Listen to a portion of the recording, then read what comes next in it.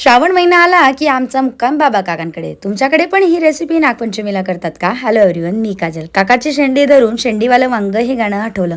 श्रावण महिना लागला की मस्त पुरणपोळी खायला मिळत असते. आज नवऱ्याची आज्ञा होती पुरणाचे दिंड कर. पटकन वरण आणि पुरण एकाच कुकरमध्ये लावलं, देवाचा दिवा लावला, महादेवा बेलपत्री वाहिली, नमस्कार केला. आज विदर्भ रेसिपी सांगते.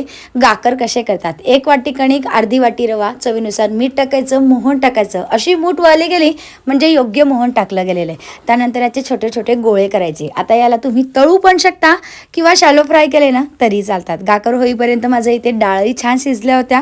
पटकन पुरण वाटून घेतलं आणि तोपर्यंत गोल्डन ब्राऊन गाकरही झालेत. आज पुरणाची रेसिपी काही शेअर करत नाही, पण दिंड कसे करता हे सांगते. पुरी एवढा गोळा घेऊन छान लाटून घ्यायचं आणि कृतीत दाखवल्याप्रमाणे असे दिंड तयार करायचे. तुमच्याकडे पण हे दिंड वगैरे कान्होले करतात का? मला कमेंट करा. आणि पटकन त्याला दोघीकडनं छान आलटून पालटून वाफवून घ्यायचं आहे. तोपर्यंत अंकुर आलाच होता. देवाला नैवेद्य दाखवला, पटकन आरती केली आणि मी आधी उपास सोडून घेतला. मग अंकुर बसला. तोपर्यंत राजे खेळत होते. भेटूया उद्या.